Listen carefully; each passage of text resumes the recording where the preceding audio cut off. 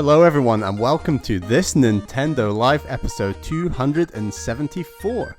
My name is Bally and I'm your host again today, and I'm actually joined by my guest this time, and that guest is Jordan from AnalogStickGaming.com.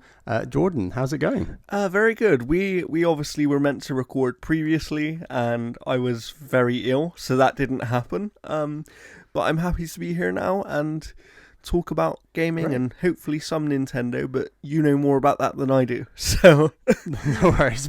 But so listeners might be like, who is Jordan? Tell us about yourself, and maybe also tell us a little bit about like what your relationship with Nintendo might be going back. Okay, so I am I guess you could describe me right now as an independent developer. I work for myself. I'm working on my own project that I can't tell anybody about right now. But I also co-own a website, analogstickgaming.com, where I write reviews and news. And I also host a podcast for analogstickgaming.com called the Gaming Mix Podcast. And I had a previous podcast that Bally and MBZ were both guests on, so I do a lot of things. Great. But as for my history with Nintendo, it's an interesting one because I actually credit them with making me the gamer that I am today, because the first video game that I ever remember playing, and still one of my favorites to this day, is Ocarina of Time. Right. So you know, I've heard of it. That's a pretty big one in the world of Nintendo. Awesome. So you think that game kind of credits like your taste in gaming to this day? In many ways, yes, I would say so. It just was doing things back then that not many games were doing, and as I said, it's for being the first game I ever played, the fact that it's still among my favorite games to this day kind of tells you what an impact it had on me, right? But going a little bit further into my history with Nintendo, it is a strange one, because for people who don't know, I'm actually disabled. I have a condition called cerebral palsy, which kind of ranges. People can have it very severely, more severely than me, or you can have it a lot less severely than me. I'm fortunate enough that I can still play with a standard controller and that type of thing, but I can't stand up and move around. So as you can imagine, as the years went forward, Nintendo moved towards the Wii, and they were trying to get everybody moving around doing things. And I kind of completely checked out of the Nintendo ecosystem at that point, until the Switch came along. And then I bought the Switch purely because Breath of the Wild existed. So this kind of tells you the impact that Zelda as a franchise has on me as well, where as long as Zelda exists, I will always buy a Nintendo system. Yeah, totally. That's awesome. Well, that's great to hear you've come back to Nintendo, and yeah, definitely from an accessibility perspective, let's just say, Nintendo are just kind of lagging behind, it feels like. I don't know if you share similar opinions, but they just seem to be very disconnected from that whole discussion and making their games more accessible in that sense. I'd agree with that, and I think that unfortunately, and we'll speak a bit more about the business realities of the industry later, but I think that, you know, for them, they don't need to worry about it. That's the problem, is they make too much money. I don't think they're that concerned about the potential 16% of their audience they're losing, right? And people might wonder where I get that number from. But back in 2023, the World Health Organization estimated that roughly 1 in 6 people in the world are living with what they classify as a significant disability. So, you know, if you think about that proportionally, it effectively means that around 16% of gamers probably have a significant disability, and yet many companies, not only Nintendo, are still not taking accessibility that seriously. But I do think, as you said, unfortunately, Nintendo seem to be lagging behind in that conversation, because, you know, we've seen both Xbox and PlayStation now put out like hardware accessibility in terms of controllers, accessible controllers. Yeah. And even on the software front in their games, they are the two companies that are leading the way, right? Every single one of their first party games has a suite of accessibility features. And that's not to say that Nintendo's games don't. They definitely have some in there. But I think they could do a much better job for sure. Right. No, that's really interesting to hear. Shall we keep going with the show? I will lay out quickly what we're going to talk about. So for the first segment, we're going to talk about the games that we have been playing.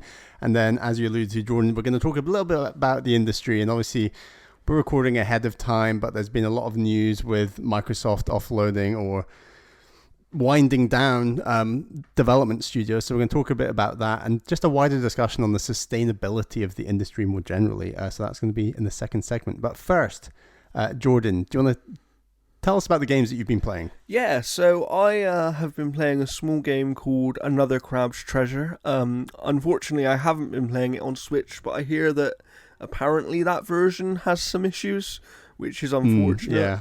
Yeah. I've been third-person Souls-like game, certainly not the Switch's forte. But I've been playing on the Xbox platform because it was a day one Game Pass game, and I personally really value Game Pass quite highly. But yeah, it's kind of like, how would I describe it in a quick summary? It's kind of like a Souls-like game meets SpongeBob-style humor, and they've sort of smashed those two things together. And it is fun. Like, I enjoy it. It's well voice acted. It's got decent gameplay. Obviously, for context, it's a small indie game. It's not a AAA game.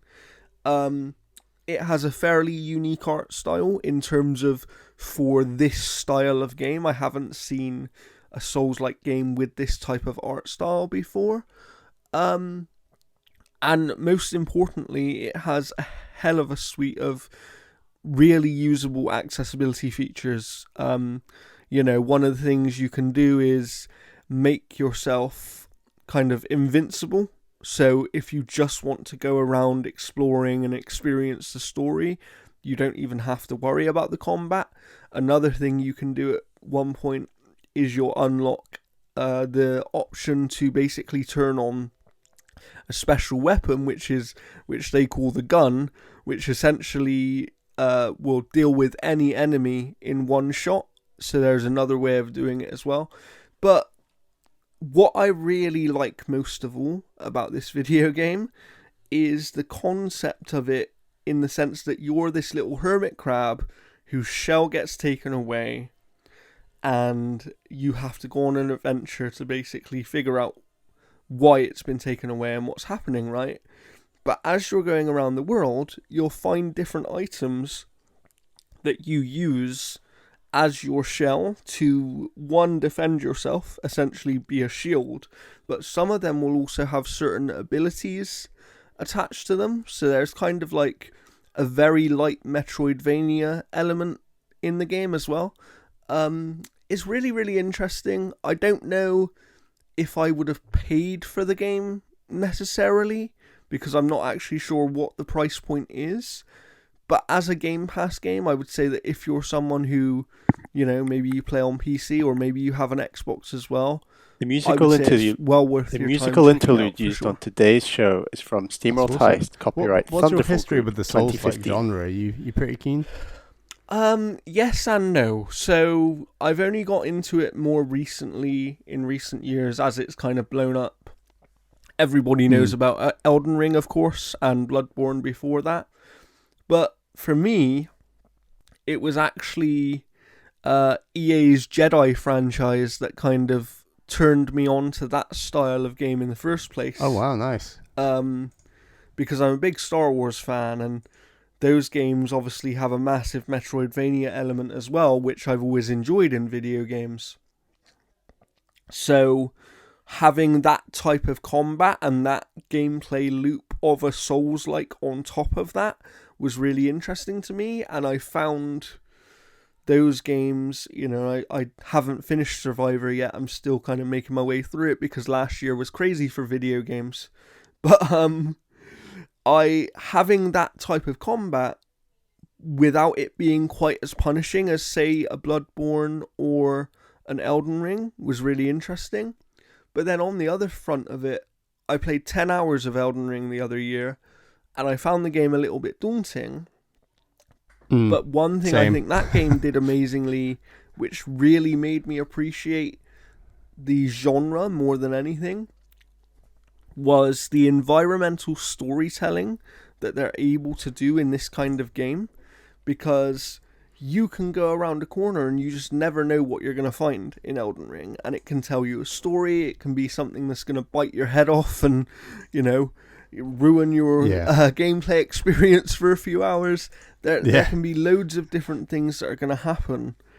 And I think that it's one of the genres that almost has this automatic built-in feeling of constant progression, because even when you're failing, you can actually see and feel yourself getting better at the game. And I don't think that's true of every video game genre that there is. I think that sometimes, for example, in a Breath of the Wild, you can be a bit like, well, what am I meant to do next? What is really worth my time?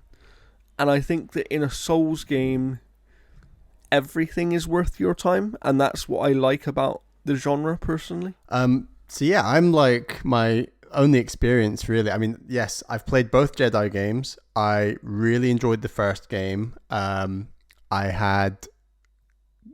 think there was aspects of the second game I didn't enjoy it quite as much. And then I've also played 30 hours of Elden Ring and this is my grand plan, Jordan, is to get back to Elden Ring after I've beaten Final Fantasy VII Rebirth and continue from 30 hours in. So I'm at the Lakes of Liurnia.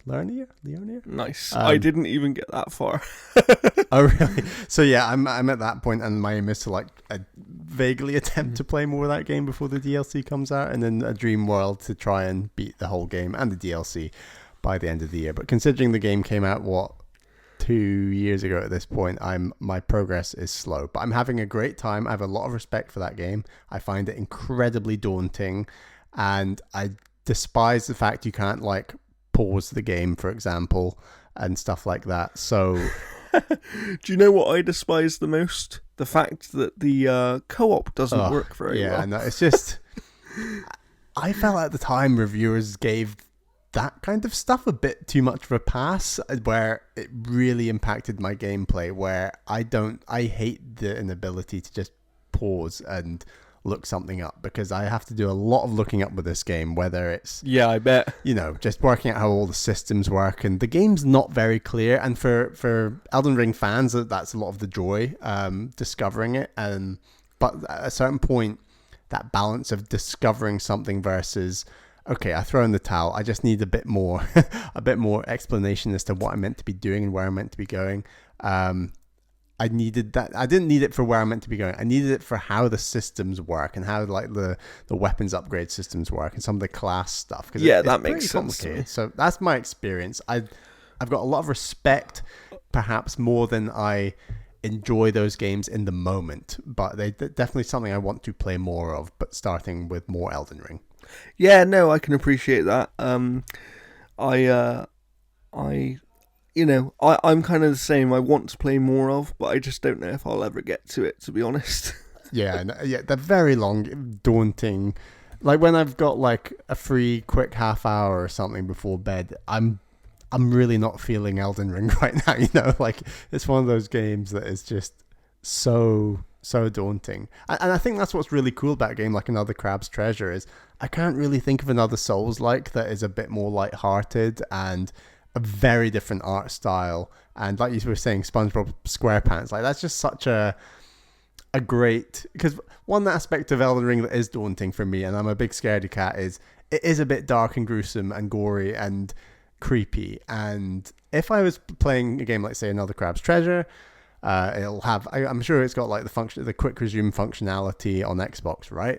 That kind of functionality helps me so much more in just sitting back down, Yeah, for sure. Yeah, playing a quick half hour, and then if you play loads of quick half hours across a week, 2-3 weeks, all of a sudden you've made great progress with the game. And I just don't feel that same want and need to go back to Elden Ring. Yeah, I agree with you about Another Crab's Treasure and, it being more lighthearted. I think that will draw a lot of people into the game, if I'm being honest, just because it has a different take and a different tone on a genre that is, generally speaking, a lot more serious. And then, like you were saying, being able to play it with quick resume as well, that feature for me is kind of the most underrated feature of this generation of consoles. I totally agree. I could not agree more. It is awesome. Like, obviously, it's a shame when the game has to update, and I feel like Xbox forces you into updates a little bit more than I would like. But yeah, I agree with that. The ability, as long as you're not playing like a Halo or an Overwatch, or even, I feel like Forza Motorsport's even a bit always online, annoyingly. But if you're playing like your standard indie game, having quick resume and say you're jumping between 3 or 4 indie games, just having quick resume, and it's so impressive, especially since I once had my whole Xbox update, and when my Xbox turned back on, the save state on quick resume was still there. Yeah, I know. It just saves, and no one talks about this feature, and I feel like Nintendo and PlayStation are lacking not having it.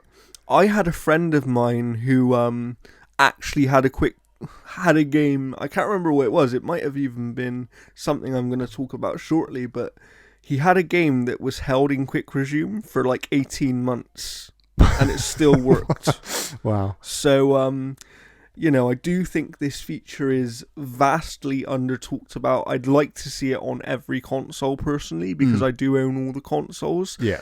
And I think that is one thing, it's one thing that the Xbox console has not only over every other console, but over PC gaming as well. Right, exactly. Like, you can't do quick resume on PC gaming. Yeah. Do you know what I mean? So, and it goes so seamlessly with a service like Xbox Game Pass, where you are more inclined to dip in and dip out of games a bit more free flow. Like absolutely, it's absolutely. so good for that. So. Yeah, and I believe Another Crab's Treasure, like you said, it is on Game Pass. You're playing it on Game Pass, so it is. Yes, it was a day one Game Pass release. I don't think it's that expensive either, because, like I said, it is an indie game. So, I can't personally comment on whether it's really worth the money or not, because I'm not actually paying money for it. Right. But what I can say is I'm enjoying what I've played of it. Nice. And I will definitely play more. I'm under the impression that it is a slightly shorter game for the genre, but that's not a bad under 50 thing. hours? That's not a bad thing in my opinion.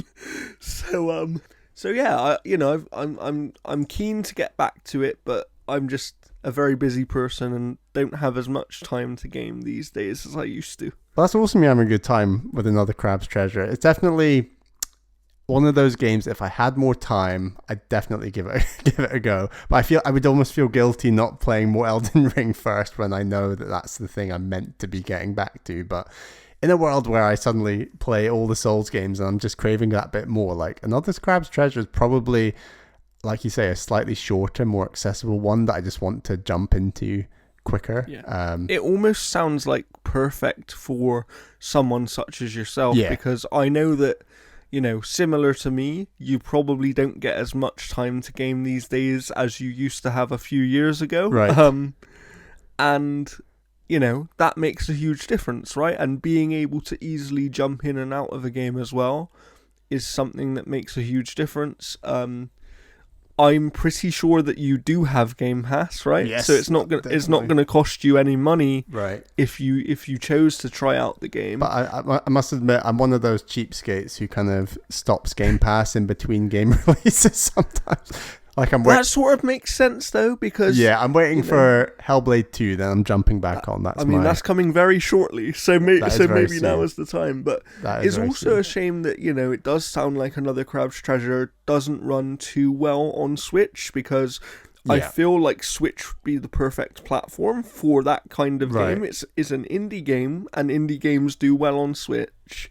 Yeah. It's of a genre that they don't have any games in, I don't think, on the platform. Right, exactly. So it is a shame. So hopefully they can sort out that version and give it a little bit more optimization. Yeah. Well, Dark Souls did get ported to Switch, and by all accounts is a good port. And I believe, is it just Dark Souls 1, Dark Souls 2? I can't remember. Those ports do exist on Switch, but those are fairly old games at this point. Like, I'd be keen to try the newer ones for sure. And yeah, Other Crab's Treasure is a good option. That's awesome. Well, I've been playing a game in the Steamworld universe. Jordan, are you aware of the Steamworld universe? Have you played any games in the Steamworld? So I've played, I think it was Steamworld Dig. Oh, nice. The one that I played. Nice. I enjoyed it, and I've seen this game that you're going to talk about, and I do like the look of it. Cool. But I haven't played it myself yet. So tell me, how is it? Yes, there's a Steamworld Heist, which, other than Steamworld Build, which also came out, I think that was early this year or end of last year, it's the only Steamworld game I've not played. So I played Dig 1, Dig 2, and Steamworld Quest, the kind of the deck building fantasy-based Steamworld game, which was pretty good. But I mean, this is the one that MBZ kind of might rate more highly than the other games. I don't want to put words in his mouth, but he definitely played this back at the time, which I think was around 2013, 2015. Like, it was out a really long time ago. I think it's 2015. And so Steamworld Heist is a turn-based strategy game. And I've only played games like Codename Steam, Mario plus Rabbids that are kind of in the same turn-based shooter strategy genre. And, this one's actually, I'm really enjoying it more than any of those games. And I should also do shout outs to listener of the show, Matt Lorgan, because he pointed out on Discord that this game was on sale on Switch for £1.49. So, oh, nice. What a bargain. 90% off. Would highly recommend, because it's like a 15-16 hour game, and I'm like halfway through, and it's incredible. Like, it's so good. I think what I'm liking the most is that the progression is just so satisfying.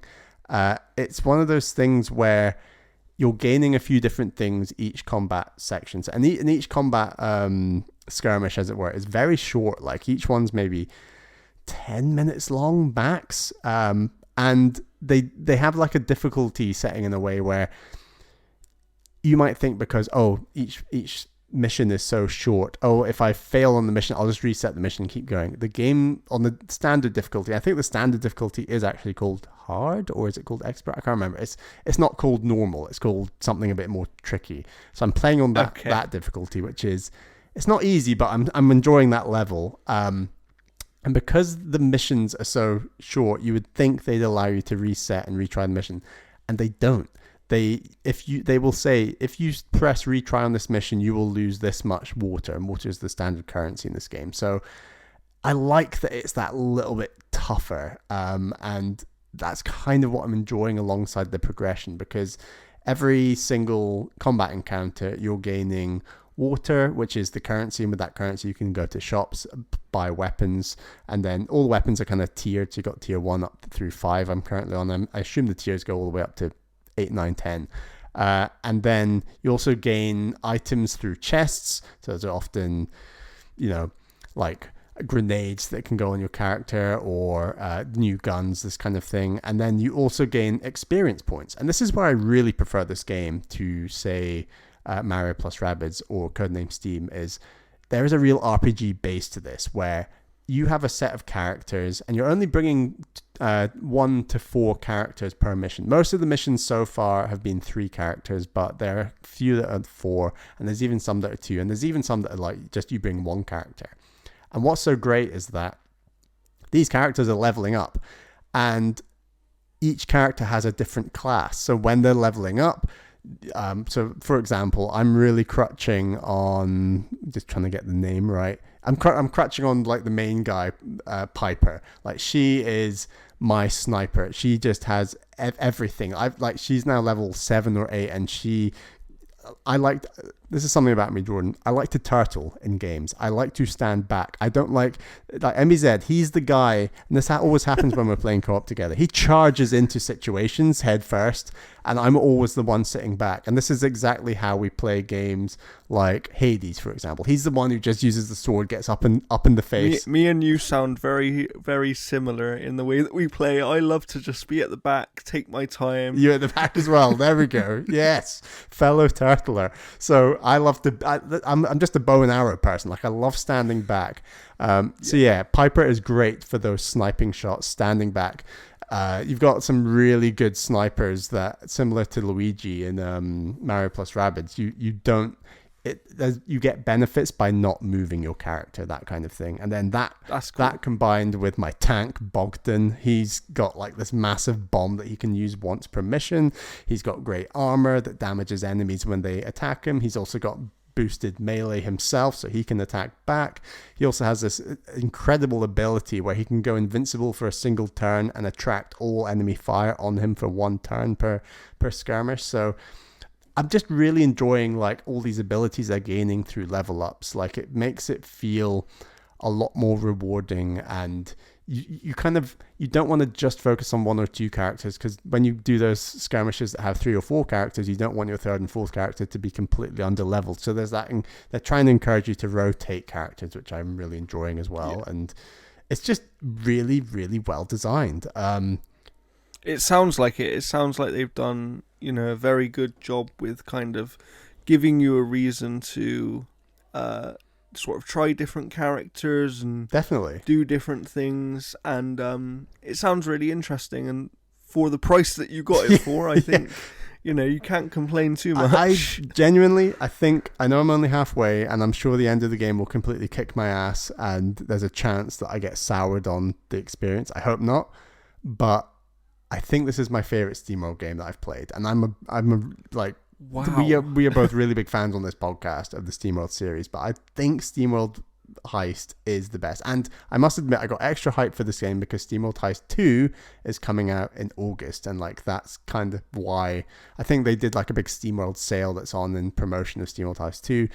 It's always been on my list to play, and I've always thought, Amy said he loves Codename Steam. I really enjoyed Codename Steam. I wouldn't say I love it as much as he did. And I really enjoy the Mario plus Rabbids games. Obviously, those are 3D. This game is 2D. I do like the 2D nature of it. Like this, it's just a really satisfying thing. And what I also love is that there's a bit of... It's not just about strategy skill. There's also like actual action gameplay skill, because for some reason, even though everyone's a robot in this world, they still angle their pistol or their guns, their rifles, like they're breathing. So the even the guns that have like a laser sight, the laser will kind of bob up and down as if the character is breathing. When in reality, I guess a robot wouldn't need to breathe, so it's a bit weird. I mean, they're doing the best they can. Let's imagine that doesn't happen. I love it because it gives you that extra bit of skill so only some of the guns have the laser sights, the other thing. So a lot of them you're just lining up with your eye. You're just kind of thinking, right about there, boom. And the nature of using, you've got the area of effect guns where you're kind of lobbing a grenade out of a gun that just kind of explodes. And then you've got your bazooka that just kind of shoots in a straight line. And then you've got the crazy sniper you can rebound this bullet off like 9 different walls before it hits someone. I think you've also got the benefit of headshots, so it counts as critical shots. And there's just enough variety in there that it's not just a mathematical... I'm good at RPGs, my numbers are bigger than yours, I'm going to win. There's also like a real level of skill, which I really appreciate about it. Yeah, for sure. It sounds fantastic, I'll be honest. Like, you speaking about it has made me want to play the game. So totally. That says a lot. I think it's not... I don't know if this tactics shooting genre is a particularly big genre. I can't name a ton of games in there's that... What's the Alien one that's really famous? Obviously you've got XCOM, which is the famous one. There was a Gears Tactics game as well, which actually was an amazing game. If you haven't played it and you like this kind of game, and you're even a small fan of Gears of War, I would definitely say it's worth checking out. Yeah, but there are a few, but they're few and far between for sure. Yeah, but like, I think the SteamWorld games are just... See, I as much as I like the art style, visually, they're not the most impressive of video games. That's a very harsh criticism, but they are so focused on this studio just feels so focused on the mechanics and the actual joy of playing. Like SteamWorld Dig 1 and 2 have some of the most fluid, satisfying feeling movement in Metroidvanias, I find. Like, they are really strong Metroidvanias. And then I love the way that they take different genres but stick it in the same universe. And I think they've just really nailed it with this game. Like, it's unbelievably satisfying progression. Yeah, that's what it sounds like for sure. So, but yeah, I'll probably beat this game for next time. But this has made me really excited for SteamWorld Heist 2 as a big game coming out this year. So yeah, everyone get on this sale. Well, I'm definitely going to go and play this game. Yeah, so definitely get on it. But yeah, Jordan, you got one more game you wanted to shout out? Yeah, this will be a quicker one because we have had obviously some recording issues today, so we've lost a little bit of time. But I just wanted to mention that recently there was obviously the Amazon Prime Fallout TV show, and that got me in the mood for playing a Fallout game, and we haven't had one for quite some time. So I thought to myself, right, well, I didn't really jive with Fallout 4, but I'll go back to it and give it another go. And man, I there's something special about Bethesda RPGs, and I think that it's that sense of exploration. And I think that Starfield had that as well, but something about the condensed nature of Fallout 4 really helps this kind of sense of discovery and not just exploring for exploring's sake. There's things that both games do well, and both games kind of have their own audiences. But yeah, I'm glad that I went back to Fallout 4 because I have a much higher appreciation for it now that I have kind of played Starfield and also seen the Fallout TV show, which I thought was amazing personally. Oh, nice. Nice.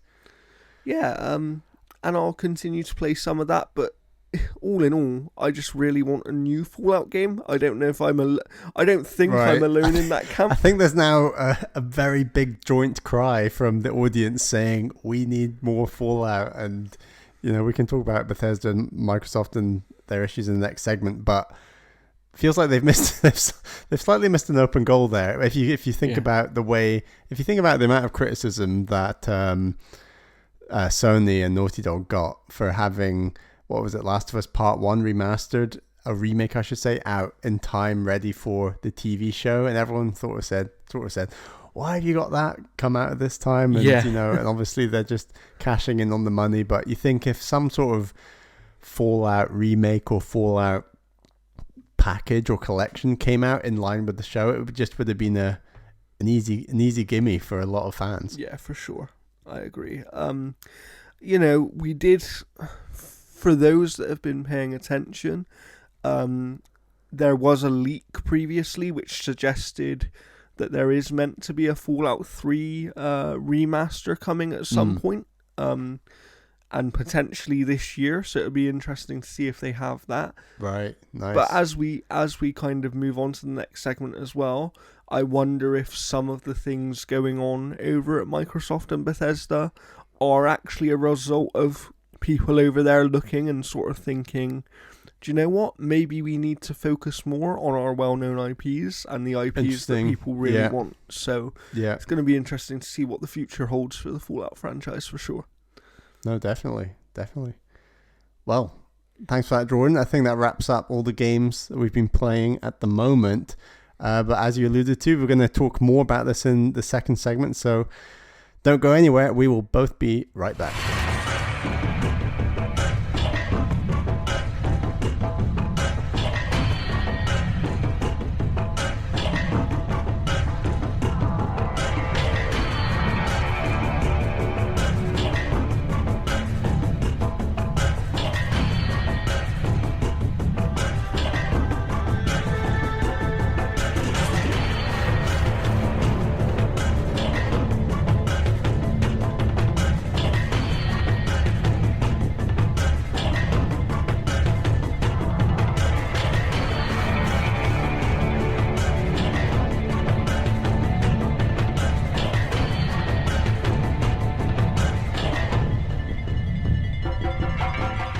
Hello everyone and welcome back to the second part of today's show.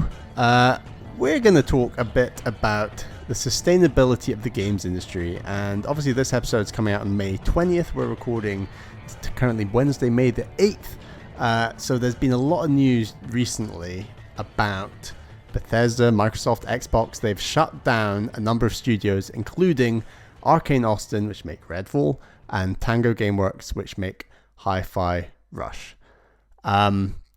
This is obviously devastating news and is another in a line of a trend at the moment, which is a lot of companies closing down studios for all different kinds of reasons, but ultimately we can get to those reasons. But Jordan, do you have anything to say about this news? What happened?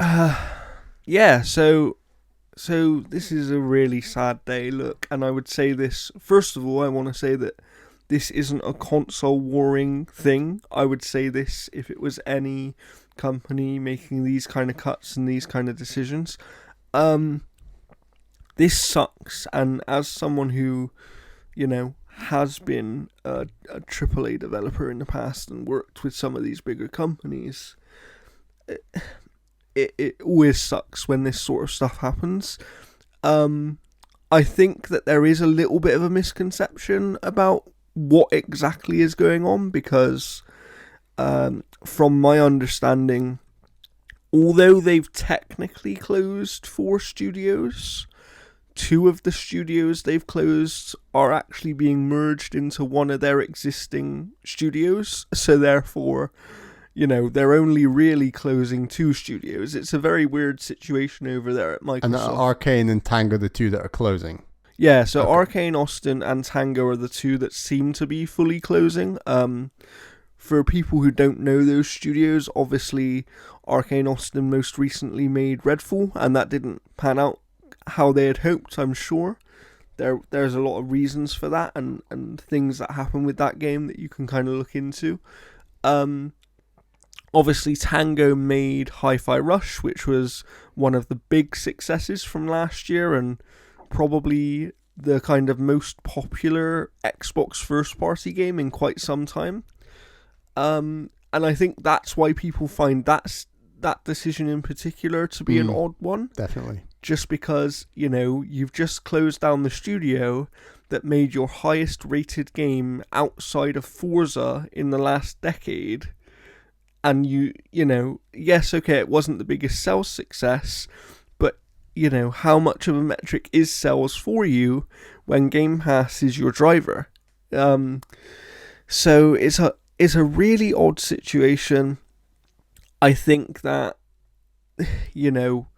this isn't just a Microsoft thing, though. The thing I would say on the Microsoft part of it is that I'm not 100% convinced that the gaming leadership over there are the ones making the decisions anymore. Mm-hmm. It seems very much like this is bean counter people that have sort of decided, well, we've just invested nearly 70 billion into buying Activision Blizzard, and we want returns as quickly as possible. But I think the way they're going about it, they don't understand the gaming business well enough to understand that they're really damaging the brand. Yes. And the way the people are viewing the company. But where I'd push back on that a little bit towards the audience is please try and remember as well, these people are human beings, and thousands of people have just lost their jobs, but the thousands of people that are still there want you to play and support their games. Don't... I'm personally not a fan of boycotting. I understand why people do it, but you will only be punishing the people that are still there.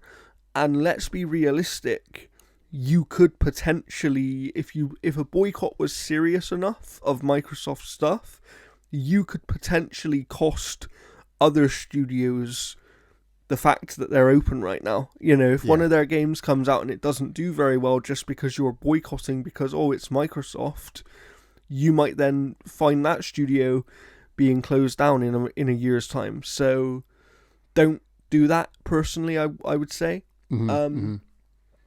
But I think that there's a much bigger conversation that needs to be had here, because, you know, we can look across the industry right now, and Sony have just closed several studios over the last 6 months.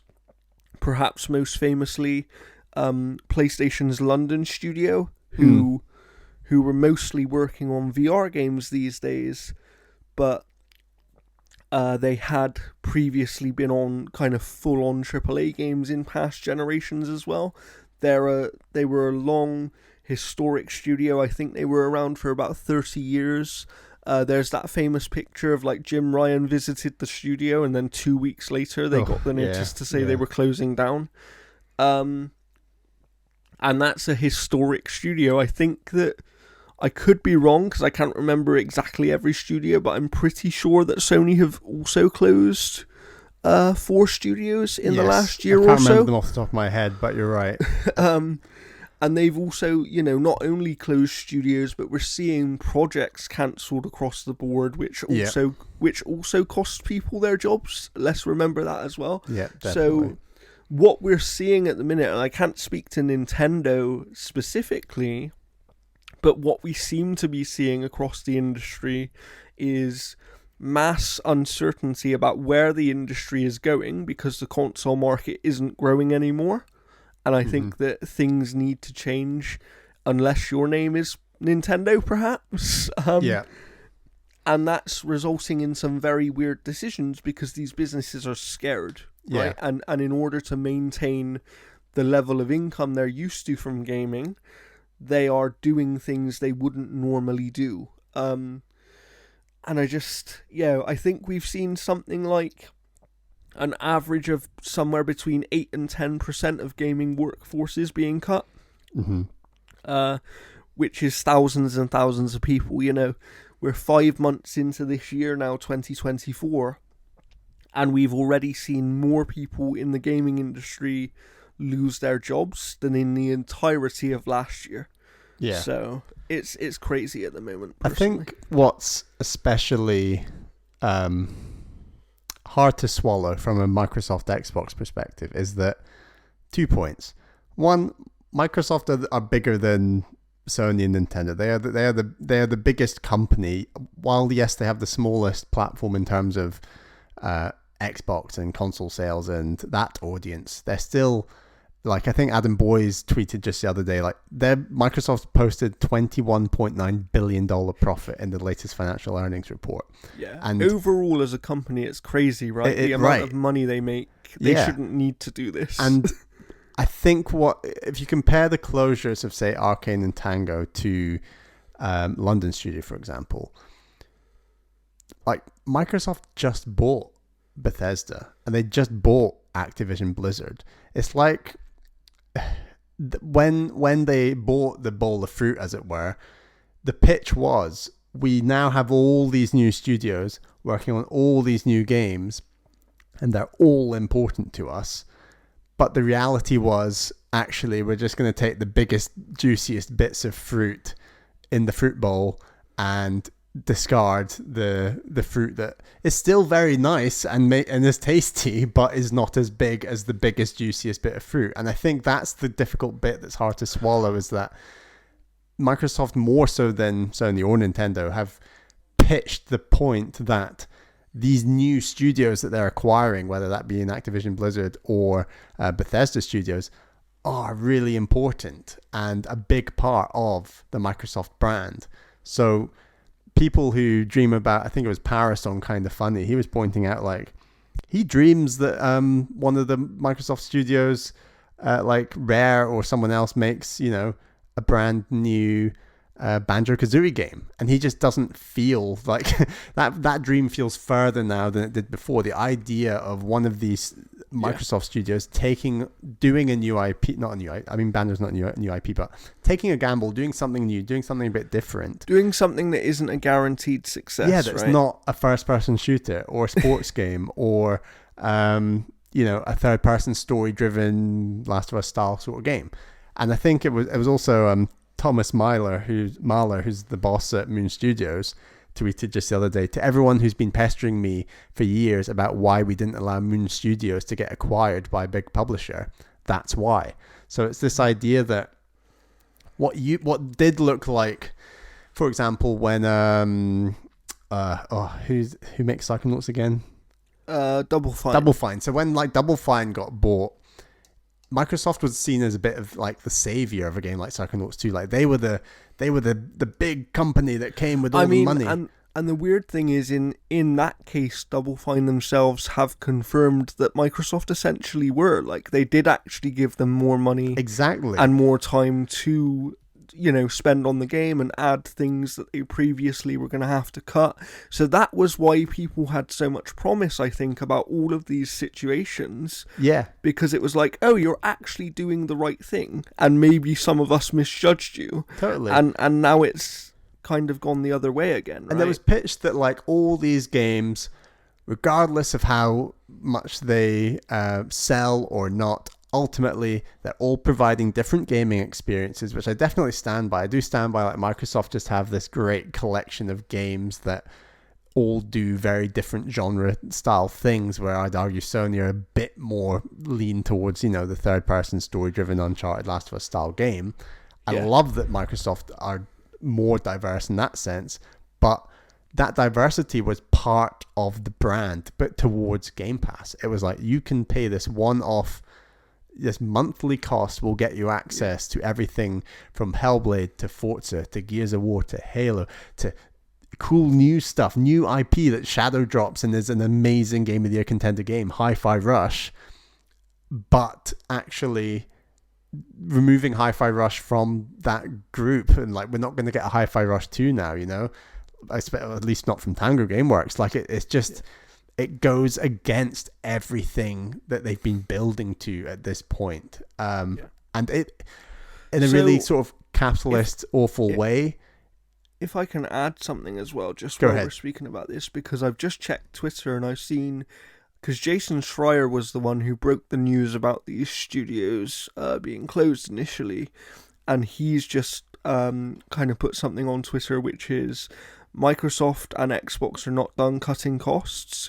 The Activision purchase in particular ramped up scrutiny very highly on the Xbox division, and I think that kind of goes back to what I was saying, where I'm not convinced that the gaming leadership at Microsoft is even making the decisions anymore.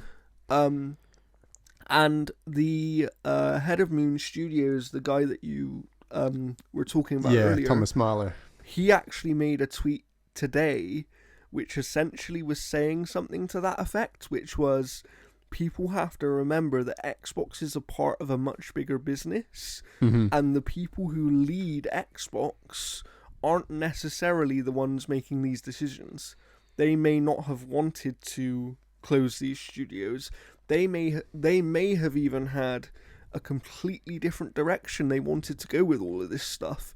But I think that unfortunately, the business reality is that when you invest that much money, shareholders and the overall bosses expect a very quick return, or an as quick as possible return.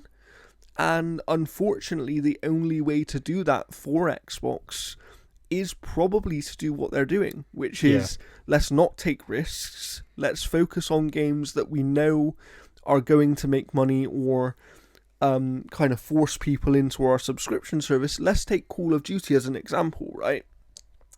They've got their showcase coming up. They're obviously going to show the new Call of Duty there. We're expecting that Call of Duty is going to be day one into Game Pass, but maybe it won't. Maybe they'll decide, you know what, we're not going to do every game day one in Game Pass anymore. Call of Duty for this year. Yeah. Yeah. So it's like, but if that does go day one in Game Pass, one thing I can guarantee you is that that would lead to a spike in millions of subscribers, which would be a lot of money. Right. So it's one of those things where having those bigger games like a Call of Duty, like, like how kind of PlayStation acquired Bungie and they have Destiny and all of that stuff. Bigger games make the money, I understand that. The problem is that Microsoft had set up this situation where they could have had all of these bigger games and done the smaller, really creative stuff as well. But unfortunately, I think they ended up in a situation where they've spent more money than they perhaps initially intended to. And that's kind of led to a situation where, I suspect that most of these decisions are not even being made by Phil Spencer. Yeah, And I understand. How much money do you think Xbox have had to spend on, or Microsoft has had to spend on lawyers just to get the Activision Blizzard deal through? Precisely, right? and don't get me wrong, I'm not saying that there's no fault at the feet of Phil Spencer and the gaming team, right? But I do think there's a little bit of a misconception, because I think that some people in the gaming community tend to think that a decision of this magnitude to close 4 studios was made by Phil Spencer. And I can almost guarantee you it wasn't. I can almost guarantee you there was an order that came from above him, which is, we need you to close some studios, and perhaps Phil Spencer chose which ones. Perhaps he did. We'll never know. But the point is, if he didn't close those studios, if he didn't follow that order, he wouldn't be in the job anymore. Yeah. And him not being in the job might be worse. So that's kind of the Microsoft situation for me. I want to ask you, though. Sure. Why is this not affecting Nintendo right now? Why are Nintendo seemingly just not being affected in any way by the rest of the industry losing their minds? Yeah, I think that's a really good question, and I've got a few theories. So I think, first of all, the audience that Nintendo appeal to is very, very different. It's predominantly people who buy Nintendo first-party games, and they're made up of all ages and family ages, whether it's Mario, Mario Kart, Zelda, all the sort of top sellers on Switch. That's their bread and butter to sell those units. If you compare that to Sony and Microsoft, their bread and butter to sell their units are Call of Duty, Last of Us, FIFA, and NFL. What's the NFL game? Anyway, my point is, like, sports games, shooters, maybe even throw in some driving games. Like, there's the bread and butter of who those audiences are and what they like. Sony and Microsoft's audience is so much more similar than Nintendo's. I agree. So Nintendo's audience, as a result, I think, is that they're also sitting pretty in that the Switch is like their most successful console of all time. And even though it hasn't sold as many units as, say, the DS or the Wii, it sure as hell has sold enough software to, as a whole, make a hell of a lot more money than either of those consoles did. So they're sitting pretty in one sense that they are rolling in all that money. And then you think about when Nintendo were at their lowest, sort of at the end of the Wii U era, they, rightly or wrongly, in my view rightly, stood by their staff, and there were, to my knowledge, no real studio closures. They've also got like very different studio structures. Like, it's very unclear. Yes, they don't even like telling us who make their games. Like, look at Princess Peach Showtime that just came out. Like, for sure. We had to wait until the credits on that game that reviewers saw to be like, oh, Goodfield. Okay, well, and Goodfield are kind of like this. I guess they are first party, but they're kind of blurred between first and second party, I'd argue. But so there's a number of they keep all their studios in house predominantly. There's a handful that aren't, like Next Level Games, for example. They're obviously Canadian, and then they've got, what's the Spanish studio that made Metroid Dread? I've forgotten the name now. But they have a lot of different studios they work with. They've got a lot of different studios, but they've got a lot of faith in those studios, I think. And my guess would be that the Nintendo brand and the idea that we need all these characters and all these types of games to succeed together, to help the brand, they all help each other. I think whoever's designing these games and convincing higher ups at Nintendo understands that relationship. Like, you look at the history of the company, Satoru Iwata was a developer before he was a CEO. I'm not saying Furukawa is currently, he's not a video game developer as such. He's certainly more on the businessman side of things, but he certainly understands that. Yeah, for sure. That's how the relationship has to be. And the most important thing, and this was something that happened at the end of the Wii U era, where there was definitely backlash to the idea that we can no longer be in this international globalized capitalist world. We cannot have another Wii U. We cannot have. Maybe we could have one more Wii U. We can't have 2 or 3 more Wii U's in a row. If we have 3 systems in a row that sell 13 million units, we are done as a company. And I think it was at that point in time that the cogs started worrying on how do we diversify as a company. And the key point was that's something that Nintendo have above the other companies in spades is IP that appeals to family audiences. We've got Mario, we've got Zelda, we've got DK, we've got Peach. And I think I just wanted to finish this point very quickly because that led to them going into the film and theme park industry. And with the Mario Brothers movie becoming the second highest grossing animated film of all time behind, I think, only Frozen 1 or was it Frozen 2? It's certainly in the middle of those two. That gives them... That pleases shareholders. It takes pressure off the the development studios, and says, you know what, Nintendo, you can still take risks. We've diversified our revenues to the point where if the gaming part struggles, it doesn't matter quite as much because we've now diversified our characters into these other markets that we're going to sell. And ultimately, what are kids watching the Mario film going to do? They're going to want to play Mario games, and then so one reinforces the other. They've successfully diversified their business to where if Switch 2 completely plummets, Nintendo will be hunky-dory. So I think those are some of the main reasons I think they're very different to Sony and Microsoft. That's definitely fair. And I think also, you know, something that maybe not a lot of people consider is because there is a psychological element to this stuff. And I think that, you know, Nintendo, having been in the industry the longest out of the 3 companies as well, they've kind of built up this brand loyalty isn't even the right word, but they've built up this library of IPs that people care about, and because the library of IPs is so large and so historic, people will always care about those IPs. Like, there's never going to be a day where people don't care about Zelda anymore. There's never going to be a day where people don't care about Mario anymore. Like, I just don't see it happening. Mm-hmm. Whereas if you compare that to, I would actually say Sony is probably the worst for this. The speed at which they churn through IPs is crazy to me. Like, and what I mean by that is... They don't nurture them in the same way. Look at something like the Uncharted IP, right? They had 4 games in, I believe, a 7-year period, and now that IP is essentially dead. Like, they've moved on, and they've done different things. They don't, like you said... They don't nurture IPs in the same way. I think one issue Sony have is they have more IPs than they have studios. Yes. Because something like Uncharted, you know, Last of Us Part 2 was such a success. What is Naughty Dog working on next? Well, it can't be Last of Us and Uncharted. I mean, maybe it could be. You have to make a choice, You've got to make a choice. Or even if they're working on both, one has to come out before the next one.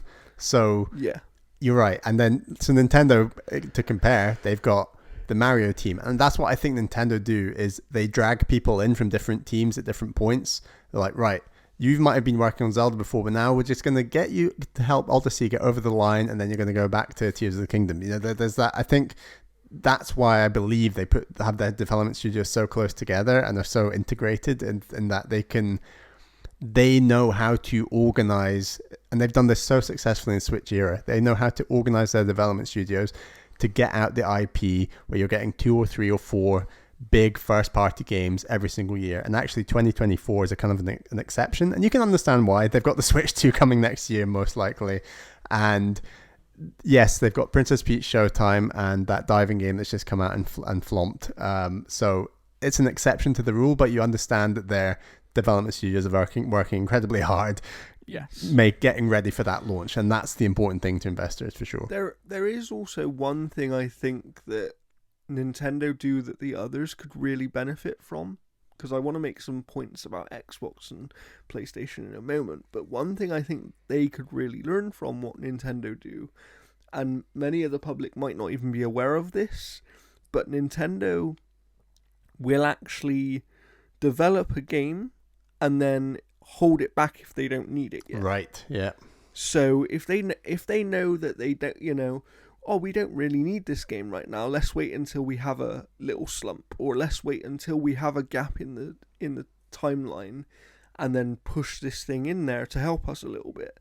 And, you know, I know right now that they have several games that are fully complete that they haven't even announced yet.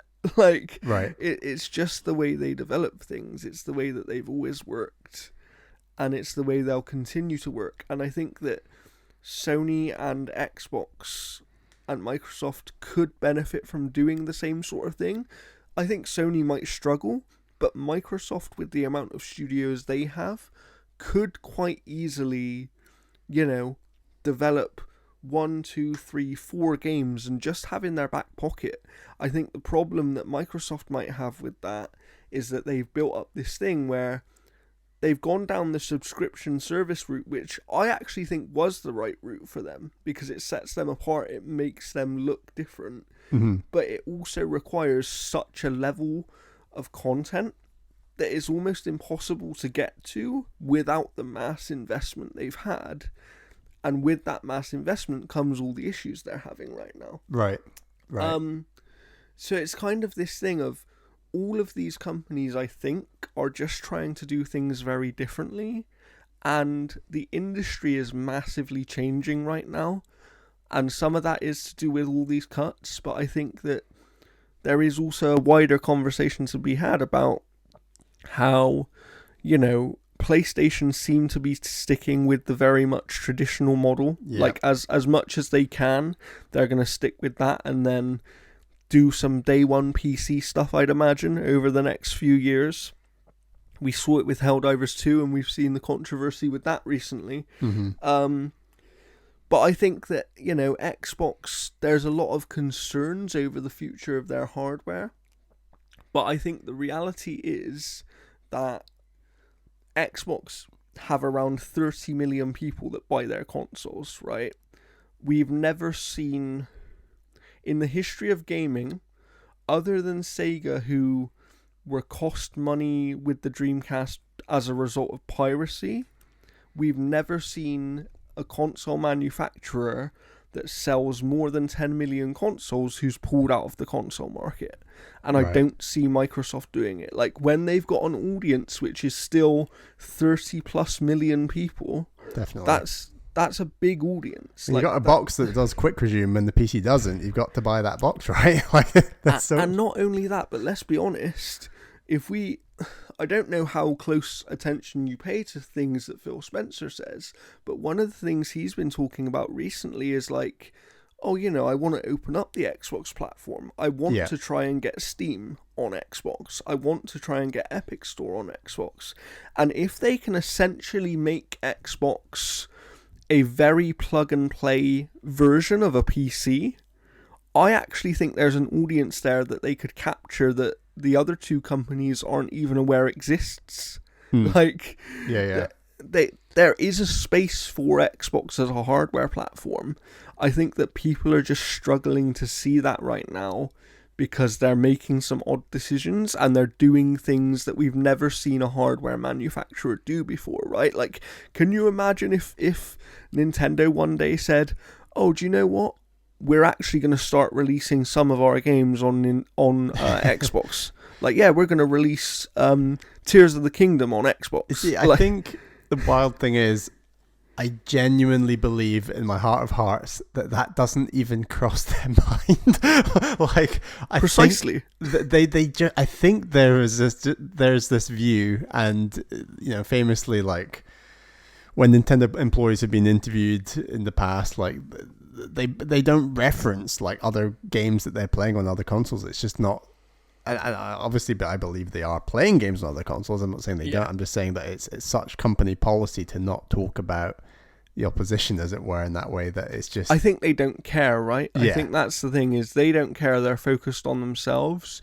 Whereas, like you said, because there's such a level of crossover between the PlayStation and Xbox audiences, those two companies have no choice but to care about what the other is doing. For sure. You know, if you look at PlayStation, I can guarantee you now, I would bet every single thing that I own that the only reason they revamped PlayStation Plus is because Game Pass exists. Right, that's a good point, yeah. Like, you know, they have to, because they do have the same audience.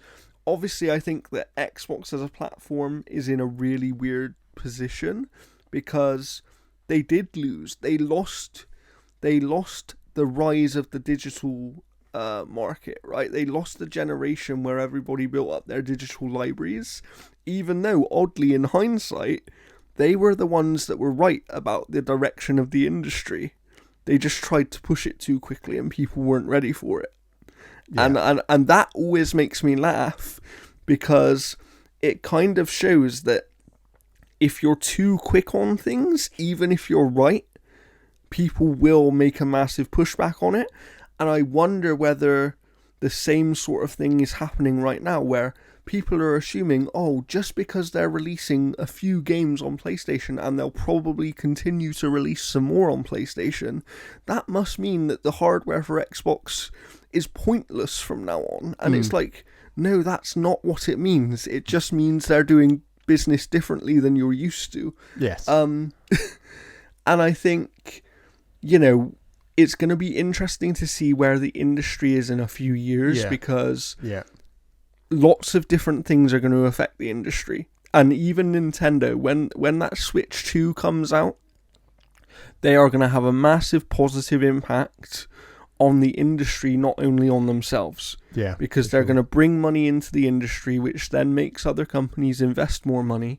When GTA 6 comes out, most likely next year, as it's supposed to, that will have a massive positive impact on the industry, because it's going to lead to more console sales.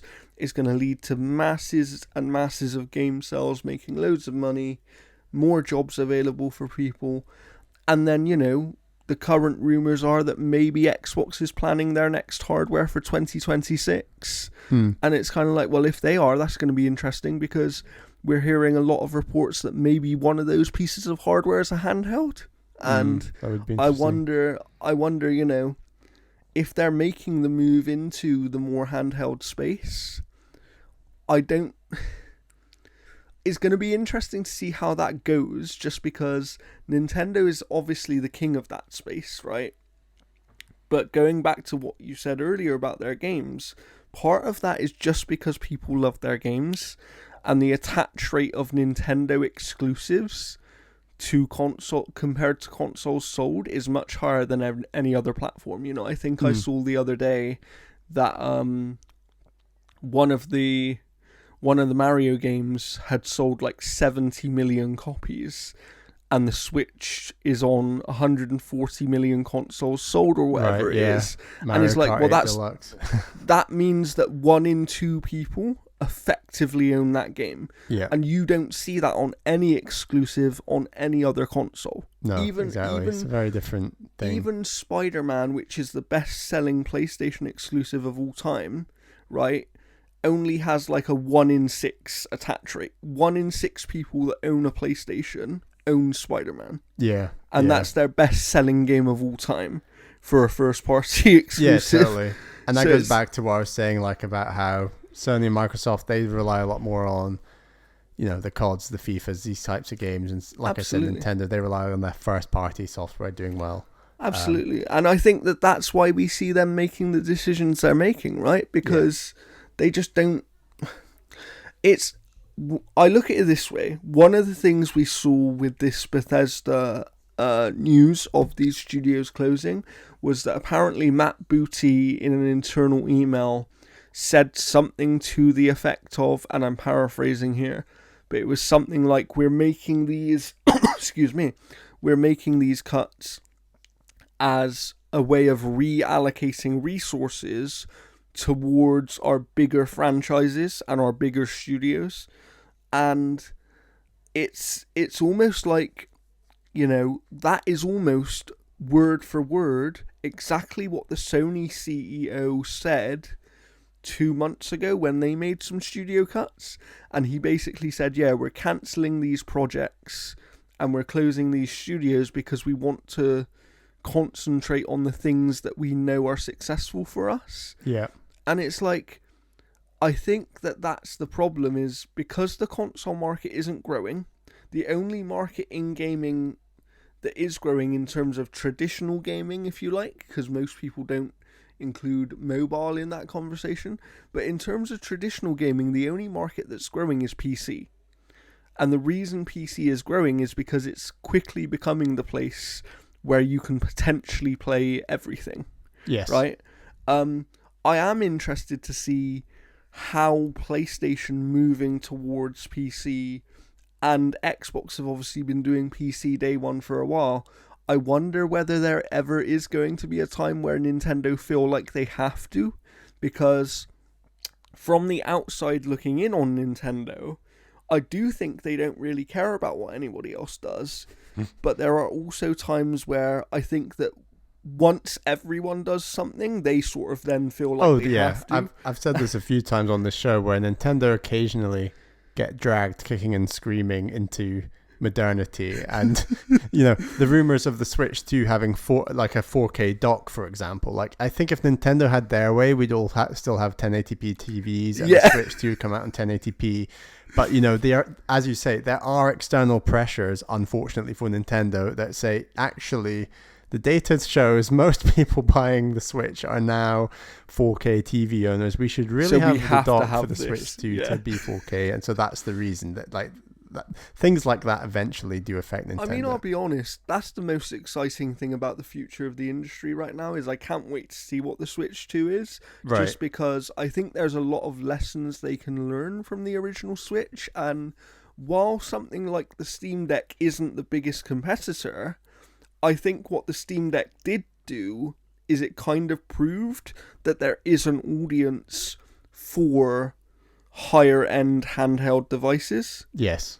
And I'm interested to see how much Nintendo are willing to push that, just because it's it's almost like Steam Deck was a proof of concept, right? It's almost like, the way I look at it is, I'm sure that there's someone at Nintendo who went, what if they can do it and they effectively have no exclusives and they've managed to sell a couple of million on a really niche product? What would happen if we decided to do this higher end thing and people love our first party games? Yeah. Like, how many would we sell? How much would they impact themselves? For example, let's say the Switch 2 was £100 higher in price, right? Yeah. But it was much more powerful. Do we think that £100 price hike would really have a negative impact on them? Or is their brand strong enough to be able to deal with that kind of significant change? I think I would side with they feel they have to go cheap when your number one audience is that family audience, and numerous children within a family might want one, and you're looking at parents potentially buying 2 or 3 of the same unit.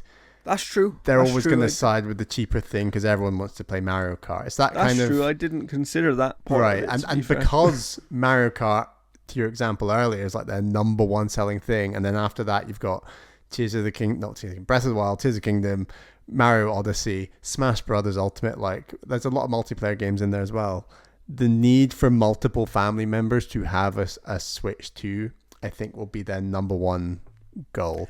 And when you think about the power issue, ultimately Nintendo first party games run the best on Switch, obviously, and there's a bunch of third party games, indies and bigger studios games just don't run well. Some of them run very well, like The Witcher 3 runs very well. It just doesn't look the same perhaps as the other games. But I think Nintendo know that there's only so many wins they can get in that market, and that's ultimately where the market crosses over the most with Steam Deck, as you said. So they'll want to, it's their bread and butter to make a cheap system that appeals to multiple family members. I don't think they'll move away from that. That makes sense to me, and I think that,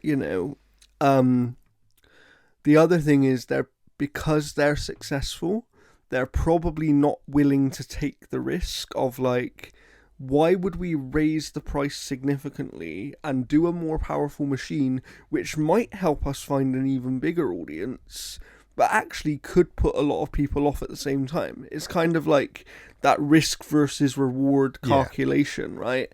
But it kind of goes back to the point of, this is why I think the Switch 2 is going to be so interesting, because if they do stick with that sort of cheaper model, if you will, and targeting just the family audience still, which I expect them to do, I wonder whether there is some ground there for a very successful Xbox handheld device.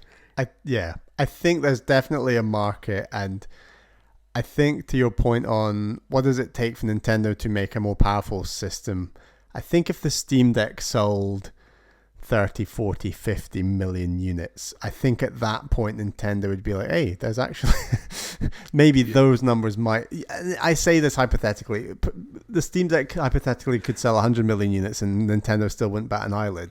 There would be a number somewhere where they'd care. But exactly, there has to be a number where they think actually this could really be impacting our potential sales opportunities for Switch 2. Yeah. And I think at the moment Steam Deck is, as you say, was it 2-3 million units? It's I think 2 or 3 million, I believe. Yeah, I think that's not on Nintendo's radar currently, but I think it's on their radar enough that they're aware that there's a market there for a higher end device than they offer. Yeah.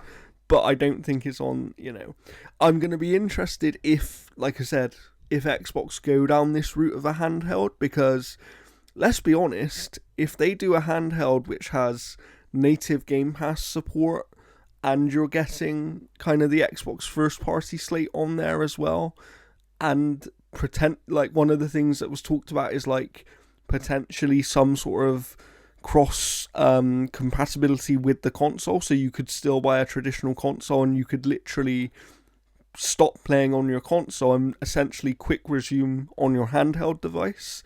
I think that if that sort of stuff happens, is going to be, one, very interesting to see how Xbox price it, but two, it will then be interesting to see, because an Xbox handheld, I wouldn't imagine is a device that would only sell 2 or 3 million like a Steam Deck, right? Like, if an Xbox handheld comes out and sells, say, 25 million units, I wonder whether that then is something that would make Nintendo look and go, well, they can do it, and we have better games than them, so, what should we do, kind of thing.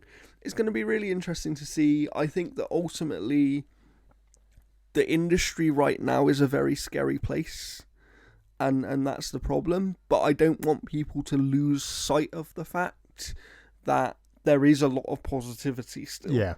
There's a lot of positivity. There's really good things happening. Nintendo have confirmed that they're going to talk about their new hardware at some point in the next financial year, which obviously finishes in April next year for them. So it's like, we're going to see what they have to say. We've got the Xbox showcase coming up in a few weeks, and I imagine there's going to be some great games there as well. So what I'd say is kind of what I said earlier. Even if you're not really happy with what's going on in the industry, unfortunately, the reality is business, and no matter what you do, I don't think business is ever going to change. Yes. Because that's the way business has been run across all industries for years and years and years, right? Yeah. So what I would implore you to do is try and just focus on the positive things and on the places where you can have a positive impact. Because if you have a positive impact, you're going to positively impact the business stuff. It's kind of like I mentioned earlier. If Hellblade 2 comes out, which I believe is actually a day after you're hearing this episode. Yes. if that game comes out, and nobody supports it just because Xbox and Microsoft closed some studios, well, that studio might close a year later.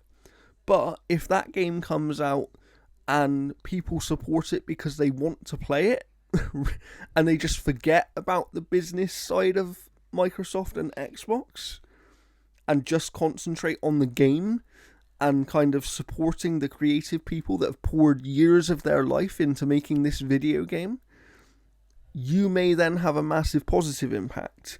They may be able to expand as a studio. They may be able to offer people more jobs.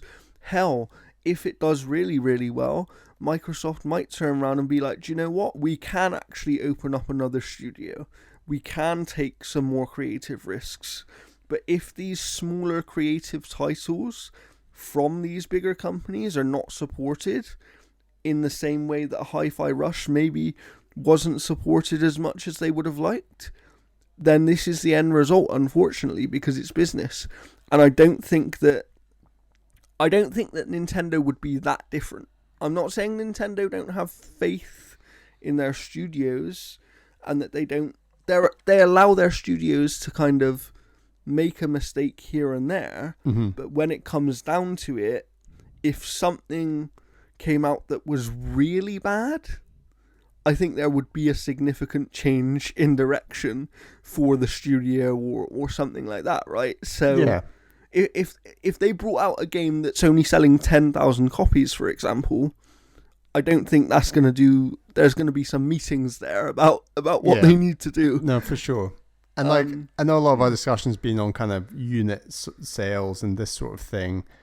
But one area, and I pitched this on Twitter a few weeks ago, one area I do think Nintendo are also different is, I mean, talking about the sustainability of games, and a big part we've talked a little bit less about is the cost of making games, and why are the costs going up? Is like games are getting prettier, like are we having to make more higher frame rates, higher pixels, all these things that are forcing development cycles to take longer. And I would argue that one success Nintendo have, and why a lot of their development cycles are arguably shorter than these other big games. And I think games like Breath of the Wild and Tears of the Kingdom are kind of the exception. I think most of their games have shorter development cycles, definitely than Microsoft or Sony. Absolutely. And I think, in my opinion, one of the reasons is not just game length, but Nintendo rarely, there's a couple of series that do this, but they rarely chase photorealism.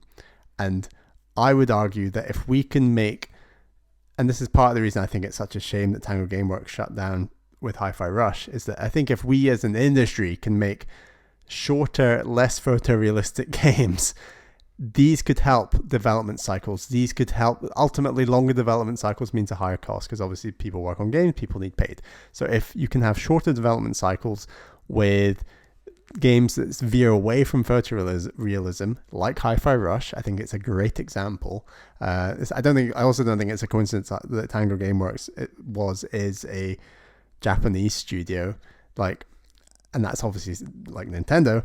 But if we can move away from photorealism, is that potentially one area where we can shorten the scale of these crazy long development cycles, and actually these companies can get more games out, people will buy more, and the whole system feels a lot more sustainable than these 8, 9, 10 development year game development cycles. Absolutely. I agree with that. I think you've made a really valid point there about, because look, as a developer, I can speak a little bit to it, but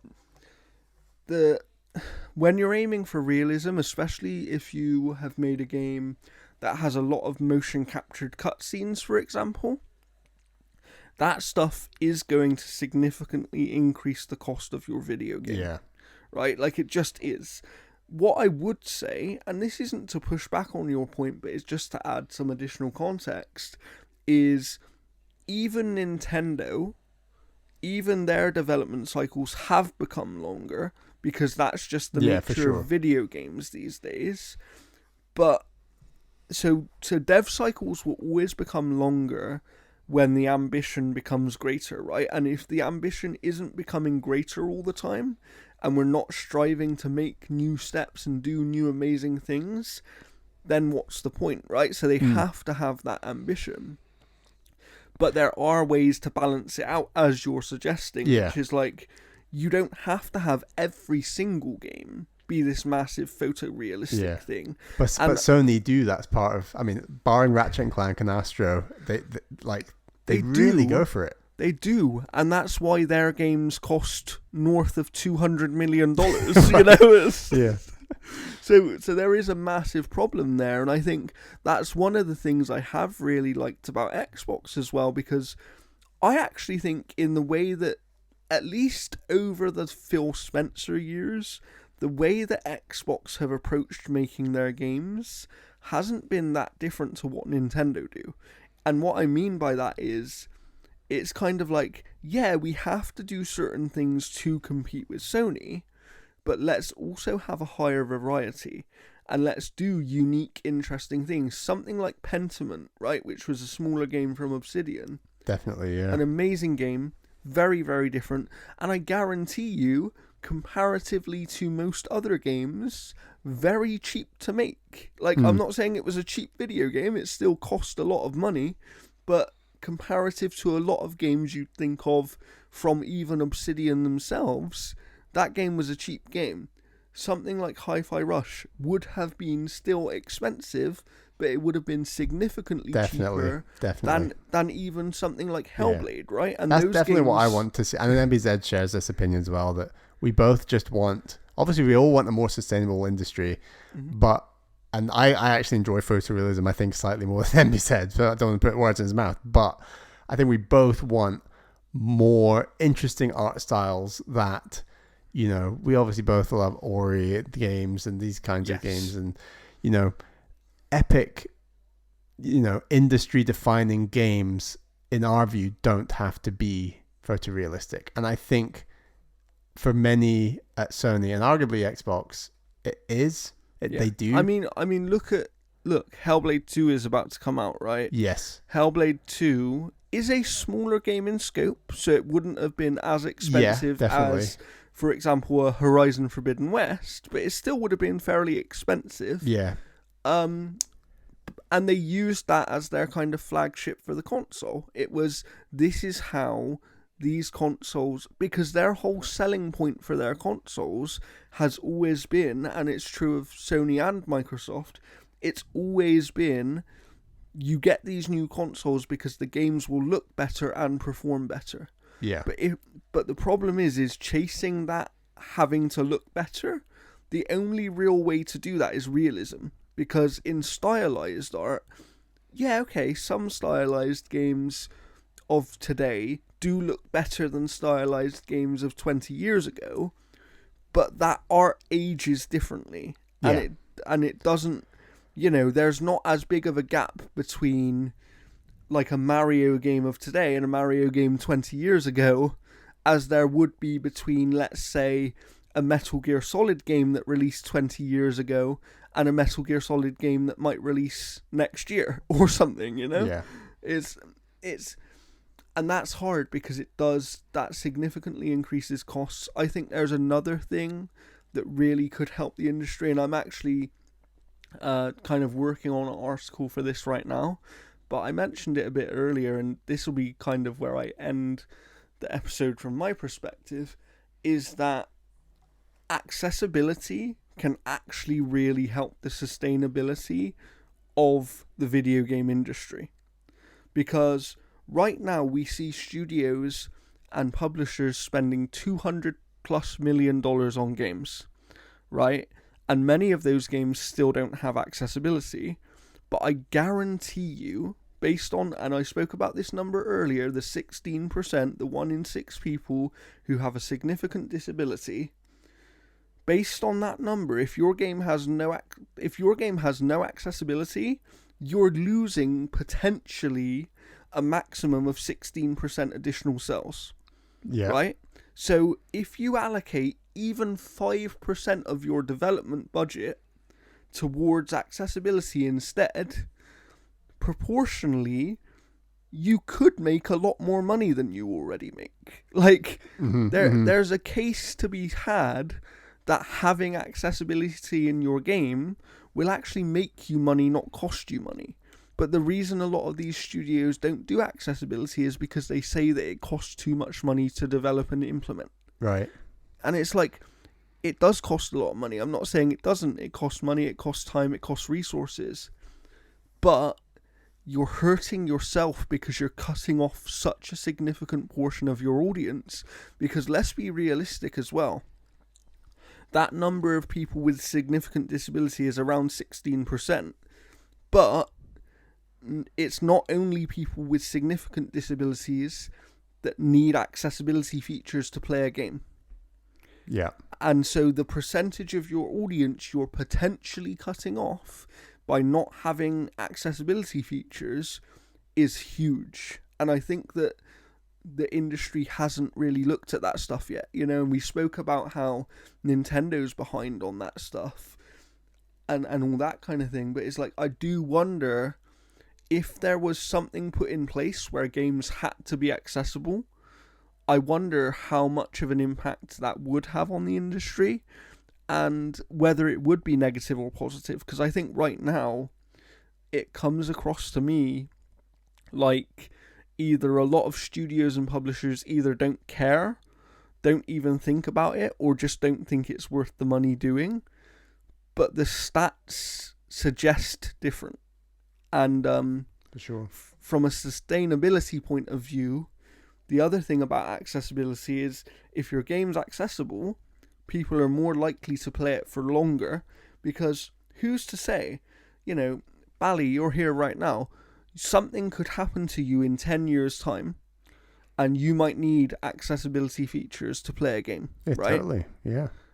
If so, from a sustainability long-term point of view, it would benefit you greatly, even though you don't use it right now. It would benefit you greatly if every Nintendo game had accessibility, because there may come a time in your life where you would need those things to still be able to enjoy a video game. For sure. And the problem is a lot of studios and publishers aren't thinking about this stuff right now.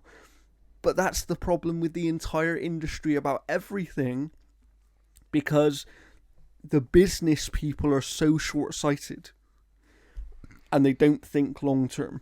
And that's the biggest issue we're having right now, I think. Well, Jordan, I think that's a really important point to probably wrap up this conversation on. But I think that was a very good discussion about all sorts, really, in the situation of the game industry. And, it's I think we've discussed some good points as to how the games industry can be more sustainable and how the three big companies are doing very, very different things. So yeah, thank you very much for that discussion. It was really good. That's okay. Well, thank you for having me on the show. I hope that I can be on again. I know we've had some weird recording issues in this episode, so hopefully it's good for everybody listening to it as well.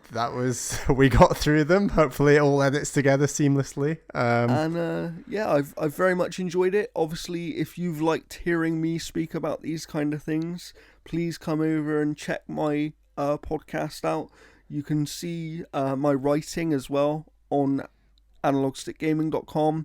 I should mention now that I also write for another website which I don't own, called outerhaven.net, where you will see me writing about more of the accessibility in gaming stuff. Awesome. So if you want to check more of that out specifically, head over to outerhaven.net. What's the podcast called, did you say you're on? So the podcast is The Gaming Mix Podcast. You can follow us on Twitter at The Gaming Mix Pod. Thank you very much for having me. And hopefully I can get you on my show one day. Yeah, that'd be great. MZ will kill me if I don't just run through some quick plugs for the show. So I'll quickly do that and then we'll wrap this up. This podcast is available on Stitcher, Spotify, YouTube. It should appear in all of your favorite podcasting apps. Subscribe if you haven't. Give us a rating on Spotify. We always appreciate it. Give us a review on Apple Podcasts. That would also be greatly appreciated. I'm also going to thank some $10 tier plus patrons. They are Zach S., Thomas, Matthew, Albert, Wicked Gamer UK Alan, Turtle, Orange Thunder, and Ali T. Thank you all for your $10 tier plus support. But thank you to all of our other patrons. We really appreciate all the support that you give the show. I am on Twitter at Ballyman91. That's BALLYMAN91. That is also my name over on Blue Sky, I believe it's called. The podcast Twitter account is at TNL Podcast. Jordan and I didn't get to any emails today, but hopefully in the future we'll get to some emails. If you want to send an email into the show, please email thisnintendolife@gmail.com. That's thisnintendolife. gmail.com. We also have a Discord community. Join the Discord community. We've got a channel just for email, so you can leave a comment, a question, or a thought. We'd really appreciate that as well. Jordan, any final plugs, any final things you want to say? I just want to say, please enjoy video games, whether you game on Nintendo or any other platform, and just try and remain positive, even in these dark times for the industry. I think that is a fantastic point to finish on. Jordan, thank you so much for joining me. We'll definitely get you on the podcast again. Maybe get NBZ involved next time when he's not jetting around Japan. For sure. And yeah, we'd love to come on your podcast as well. But thanks very much. Thank you very much. Great. Well, until next time, this is goodbye.